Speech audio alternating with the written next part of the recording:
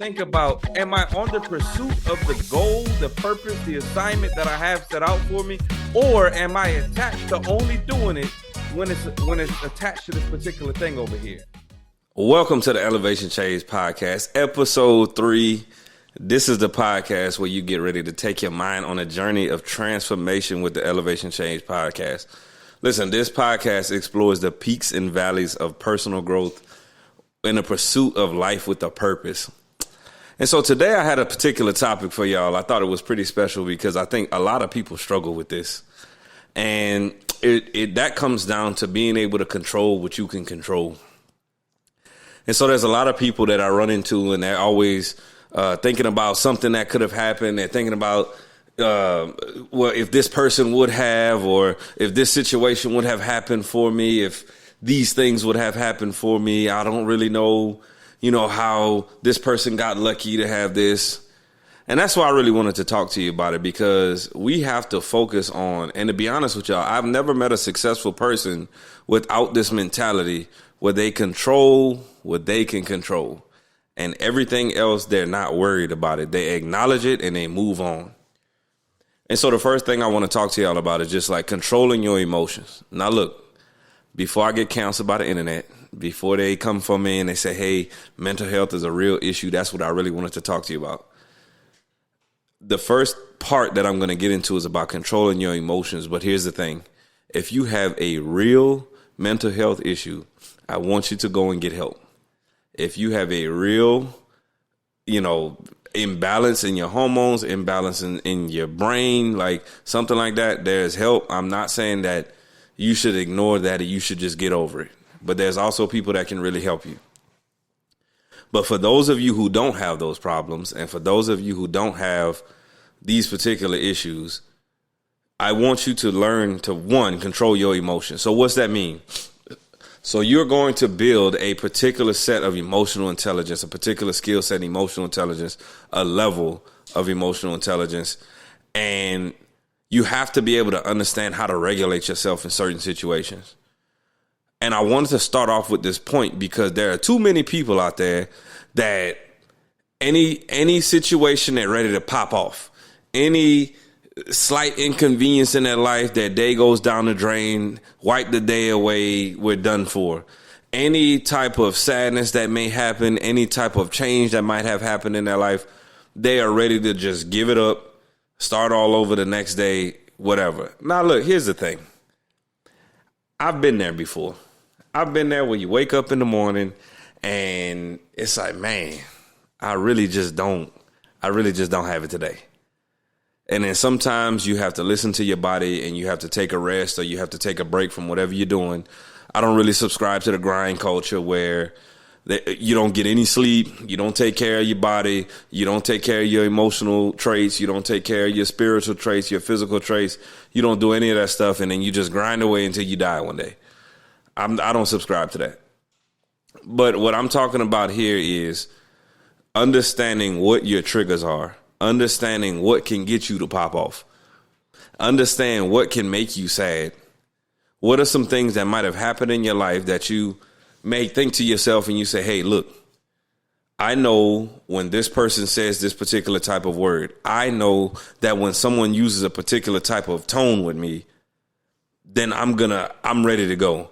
I know that when I think about a certain situation, I'm going to go down the drain, right? That's the first part that I want to talk to y'all about. So the next part is, and this is really another important part to this, is that when you think about what you can control, and I'm going to tell y'all a little bit about just what happened in my life. When I tell you about control what you can control, you have to understand that mistakes happen. And that's another big part. And those are the first two big parts that I wanted to touch on, is because people wake up every day and act like mistakes don't happen. And they don't act like, well, I should say they do act like nothing ever should go wrong. Like they should never mess up. They should never say the wrong thing. They should never have a mishap. They should never catch a flat tire, and mistakes will never happen. They should never tell somebody that they didn't necessarily mean. And that's okay. But see, that's the second part on this, is when you control your emotions and you understand that mistakes happen, then you put yourself in a space to give yourself grace, basically. When you start to think to yourself that nothing bad is ever supposed to happen to me, nothing bad is ever supposed to go wrong, I'm not supposed to fail at anything, I'm not supposed to make a mistake, I'm not supposed to be bad at anything, that's really where you truly are not at the point to where you can control what you can control. And so there's like a lot of people have talked to me before. They're like, man, Corey, like it's almost as if nothing bad happens to you. And I'm like, man, it's not about that. It's not about the fact that nothing bad happens to me. It's the fact that every time something bad does happen to me, I'm like, what's the use of it? Can I learn from it? Or do I need to move on from it? Not that I don't acknowledge it. It's just that I don't understand why I need to spend my entire day sad about something. I don't understand why I need to spend my entire day mad at something. I don't understand why I have to spend my entire day pissed off at somebody else or something that happened or dwelling on something, and I'm not being productive in the things that I can do with my life at the moment. I have the whole rest of my day to do what I need to do, right? And so, like, I'll even kind of jump into y'all. I'll tell y'all about this, right? So I was in college. I ended up going to the University of Houston, was on the football team, doing really good too, right? Like worked my way up the depth chart, all that stuff. Was having the right conversation with coaches. Like they were like, man, you know, you queued up. Like it's going to look like you're going to get some playing time, you know? And I get called into the office one day. I'm at practice. And I remember this. We were supposed to go and play Air Force that week. We were later on in the season. And I get called in the office, and the compliance officer is what he says. I ain't gonna say his name, but the compliance officer ends up telling me, he was like, we're gonna need you to go get undressed. You're not gonna be able to practice with us. You know, some things are happening with the NCAA based on your grades. And now those of you who knew me back in the day, they knew football was everything. That's the only thing I knew how to do. That's what took me out of the little small town in New Iberia, Louisiana. I woke up one day, I literally said, I'm going to the University of Houston, and that was that.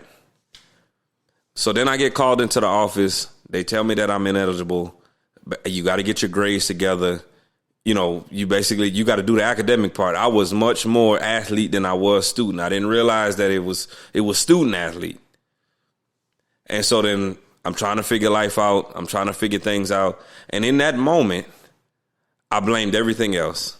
I blamed the girlfriend that I had at the time. I blamed the fact that I went to school in Louisiana, so I didn't understand things just like everybody in Texas did.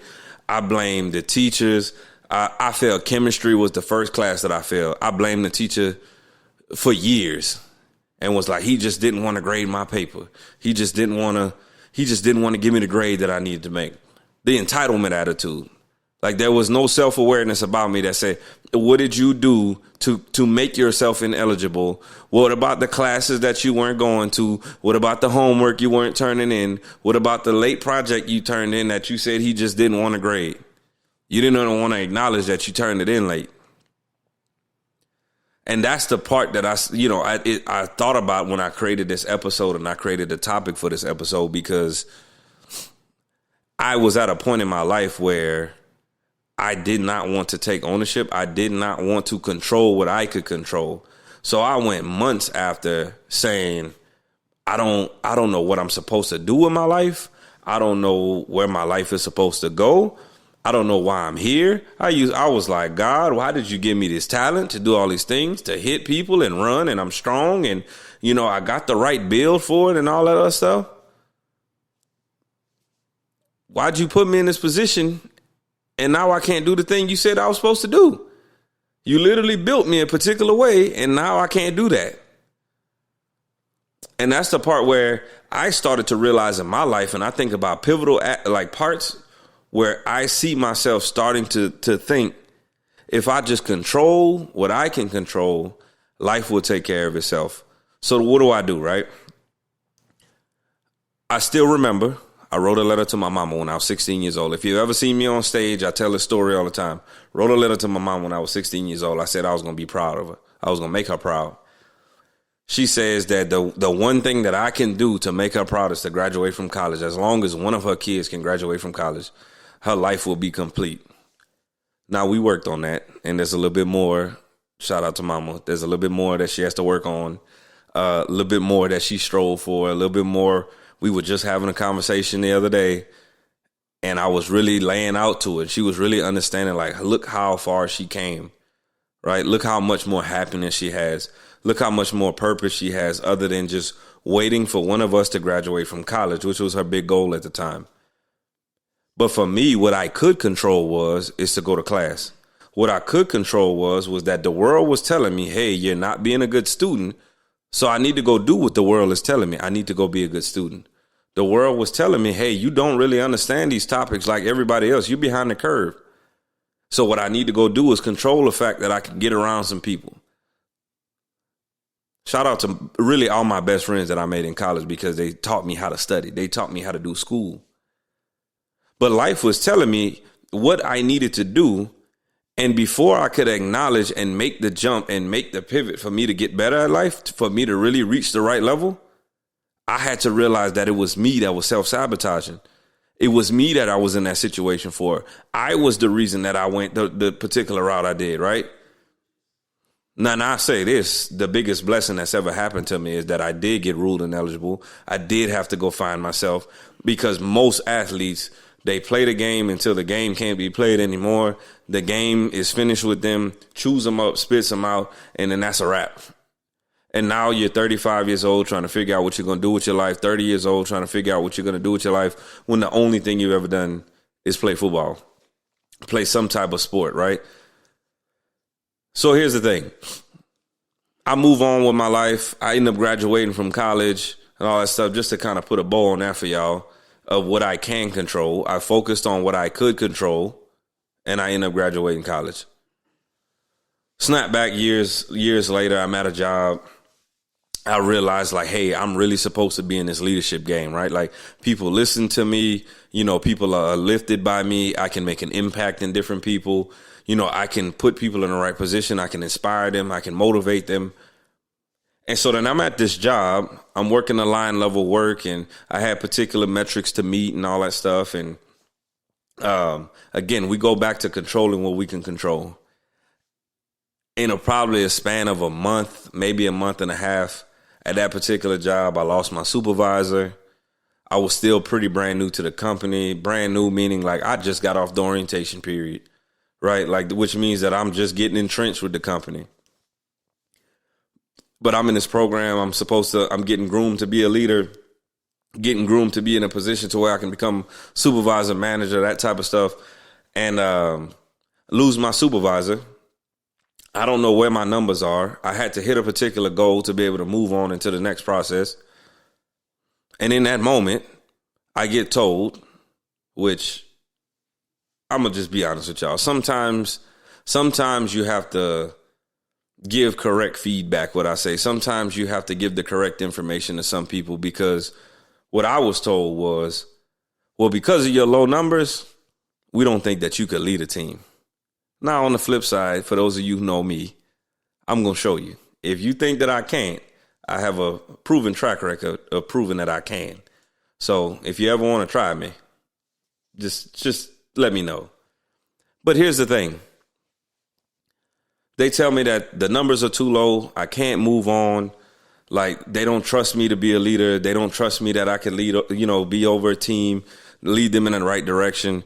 But the thing is I could either do one or two things. I could say, you know what? You don't believe in me? I'll just fold up in a moment. I could say, you know what? You don't believe in me? Then I won't work for you anymore. I could say, hey, you know what? You delivered the information wrong. And now my skill set, now the person that I've worked towards, the person that I know who I am, let's scrap that. Let's diminish our value. And then let's just become the employee, right? Let's just become everyday Joe and we sit in a position and that's life. But for me, I knew what I could control was that I'll be here another month. They gave me a time frame on when I was supposed to move. They would check me out again. I knew that I was still on a path. It's not that they had given up on me. So I stayed in the job. That's what I could control. I can control me putting forth my best effort the next month. I couldn't control because initially my mind started going there. But if I had a supervisor, and shout out to the next supervisor that I had, which he really inspired me and kept me around for a very long time. And even till today, there's a lot of things that I've leaned into him for and learned from him, to be honest with you, which was a blessing in disguise itself, because guess what? Controlling what I could control actually made me a better person by doing so, because I was able to meet this particular individual and really take a bulk of what I do today and just do it in my own way. But here's the thing. Controlling what I could control meant that I performed well at the job. Controlling what I can control meant that I wasn't worried about what happened in the past. It meant that I quickly shifted from saying, oh my God, I didn't have a supervisor, to, okay, that's cool. What do I need to do next? And while everybody else who might have gotten a similar information, while everybody else who I've even had to give certain critical feedback to before, you see some people diminish. You see some people bring up things that they can't control. You see some people bring up the fact that some outside factor, entity, whatever, is the reason that they can't get to where they're trying to be. And that's the reason why they're not successful. I'm just trying to let y'all know today, to be honest with y'all. If you focus on what you can control, this is where the success happens. So what happens after that? I get put into a leadership position. I hit the numbers. Boom. I meet someone who can pour into me like nobody else. I end up having the number one team on the floor. Now, you best believe I went back, ended up showing them numbers, and I quietly let them know as I put those numbers on that desk and was like, I thought I couldn't do this job very well. I'm just saying. But I controlled what I could control. I controlled the fact that I could keep showing up. I controlled the fact that I know who I was as a person. And I wasn't worried about who wasn't showing up for me. I was just worried about who was showing up for me. Now, here's the thing. When I talk to y'all about those stories, I want y'all to start to think about, there's one thing that I kept thinking to myself the entire time. Is it important? So the question I have to ask you is, when you look at situations and when you think about, can I control this situation? Can I stay in control of, or am I looking at what I can control? Is it important? And for my straightforward people, my people who think like me, my immediate thought goes to, why am I worried about this? If I can't control it, what am I worried about? And that rubs a ton of people the wrong way, because they're like, Corey, well, you got ice in your veins, or Corey, it's just that you don't care about anything. No, it's not that I don't care. It's just that I don't see the value in continuing to care about it, because I already moved on to what I can control. I already moved on to what I can do better at. I already moved on to what I can go make an impact with. And you still over here stuck on somebody telling you no, somebody telling you can't do it, somebody telling you they can't see your dream, your vision, whatever it may be. You're still stuck on that. Meanwhile, I'm over here doing what I'm supposed to do. Like, that's the part that I want you to think about through all of those stories. Why is this important? If it is not important, then why am I worried about it? I worried about for a very long time, why could I not play sports anymore? Why could I not play football? I asked myself for a very long time, why was I on this earth? If I was built a certain way, if I could perform a certain way, if I had done this for so long, why can I not do it anymore? The question I had to ask myself is that important, or why not? When in reality, it was not important at all. And I spent so much time dwelling on something that I could not control. When I finally shifted to what I could do, my life started looking up. I started to get internships. I started to make connections with people that I never thought that I would have run across these people in my life.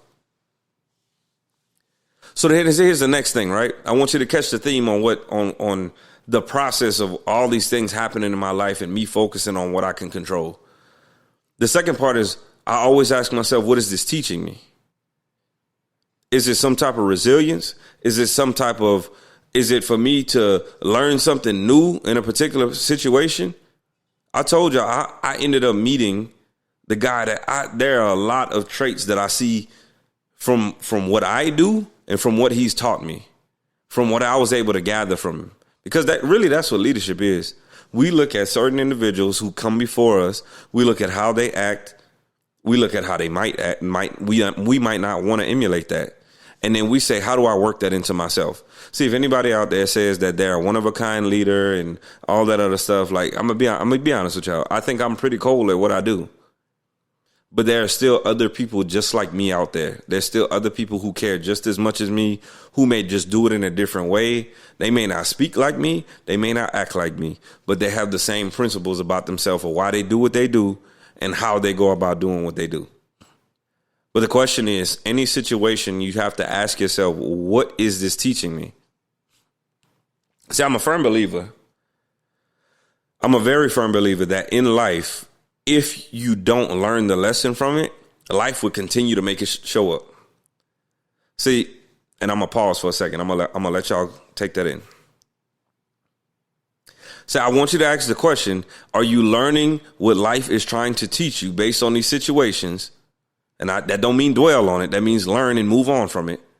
Are you learning what you're being taught in the moment? Or is life going to continue to have to show it to you? See, some of y'all are in some relationships right now and you haven't learned your lesson.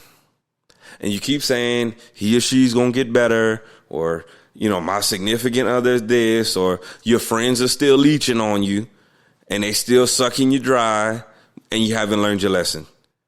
When there's a group of people who's ready to pour into you and they're ready to meet you where you are, and they built themselves just as much as you did, and they're a great person, but you're still stuck on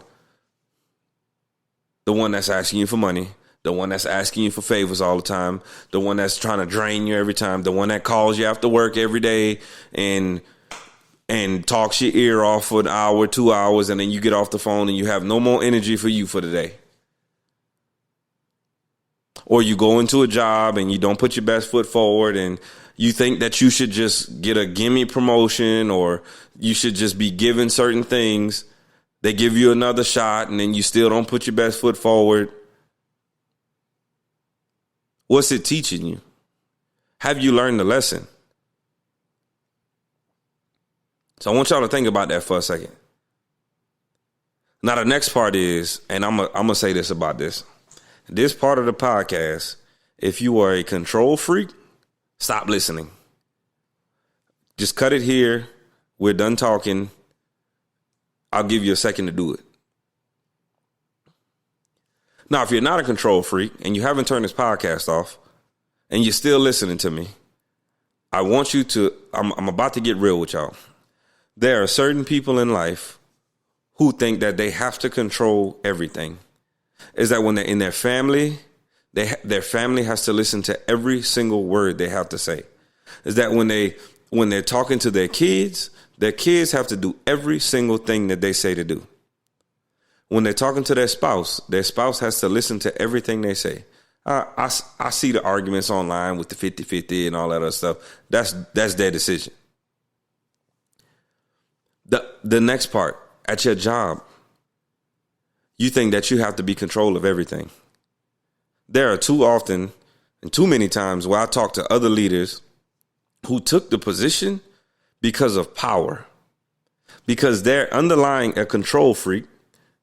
They don't want to acknowledge it, but what it gives them is satisfaction of being able to go to work every day and tell somebody what they should be doing and giving them feedback on something and telling them how they should better their life, but it's not for the right reason. But they gain joy from being able to know that their title, their position, that what that job has given them is more than somebody else. And they just relish in the power. Like, I need you to understand that you cannot control every situation. And that's where you're going to run into problems, because if you have to be in control of everything, right? These are your micromanagers. These are your people who will step on your neck all day. and ask you what your work is done. These are the people who will ask you to go do a project and then hover over your shoulder the entire time. Y'all know who I'm talking about. Those are that type of people, the control freaks. And so I want you to think about this too, right? And I'm going to just go back to sports real quick. But so way back in the day, I used to play baseball. I ain't gonna lie, I was kind of good at it, right? But when we used to play baseball, there was a particular, everybody thinks, especially when they're young, everybody thinks when they grab the bat, they're just going to grip it. And they're going to grip it as tight as they can. And then they're going to cock back, and the ball is coming, and they got the tightest grip possible, and then they're going to swing the bat. And then what ends up happening? For those of you who play baseball, you probably just saw what happened in your head. You swung as hard as you could, you clenched the bat as hard as you could, and then you probably popped that ball straight in the air. And here it goes, ball comes right on down. And so that's the thing is like, even in football, when you're catching a football, you're not going to tense up, like you're not going to try to almost create like a wall with your hands, right? They teach you to bring in the football. They teach you to catch it, to see it in, and then tuck the football. But see, that's the thing I want you to get out of this is that even in baseball, if you're trying to squeeze too tight, in football, if you're trying to squeeze too tight and then you're trying to fight the thing that you have in front of you, like it's not going to go anywhere. So I want y'all to think about that as far as your life goes. Like when you're trying to worry about things that you cannot control, because that's really what those analogies are. When you're trying to fight the baseball bat, when you're trying to fight the football, what happens? You hit the ball, it goes straight up in the air and then comes right back on down to where it was supposed to be anyway, right? There's no movement. When you try to catch that football and you squeezed it so tight and you dropped it, or the defender hits it out your hand because you gripped it too hard or something like that, the ball just falls right where it was at anyway. And you put all that effort in to get nowhere. But when you have the right amount of control and you're worried about the things that you can control and you have the right grip on the bat and then you have the right hand placement and the right tension in your hands and you see the ball in and you swing the bat with touch and you're not trying to squeeze the life out of it, that's when you start to get your home runs. That's when you can catch the football and you can make a move with it and run. Even if you can't run with the football, you get tackled and you get positive yards. Even if you don't hit a home run, you hit a shot somewhere and you can make it on first base, second base. You might get a triple. It don't have to be a home run every time. But that's the part that I want you to start to think about your life. And when you put yourself in a position to only worry about what you cannot control, that's what your life looks like. You do all this worrying, you do all this stressing, and you put all this energy into something that has nothing to do with you. So as we wrap up this podcast, I want you to walk away with a couple things, right? I want you to always ask yourself, why is this important? Is it important? If the answer is yes, then okay, we may need to address it. If the answer you have to think about why is this important, then why worry about it? The second part is, what is this teaching me? I want you to learn from every scenario that you're in. I want you to think about what scenario is being presented to me. What's the obstacle? What's the opposition? What's the thing being presented to me? What can I learn from it? And then finally, I want you to only focus on those things that you can control, right? You don't want to be squeezing the life out of everything. You don't want to be squeezing the life out your spouse, out your family, out your job, out of yourself. And so with that, we'll wrap the podcast up. As always, y'all know, for me, the goal in life is to always become someone that somebody else can lean on, right? Like the goal is to pour into yourself. You're listening to this podcast right now. Share it with someone who may need to hear this. Give it a review so other people can see it. Give it a 5-star. Don't give it anything less than that. Give it the 5. But make sure that you can become that person that other people can count on. And with that being said, that'll wrap up the podcast for today, and I'll see you next week.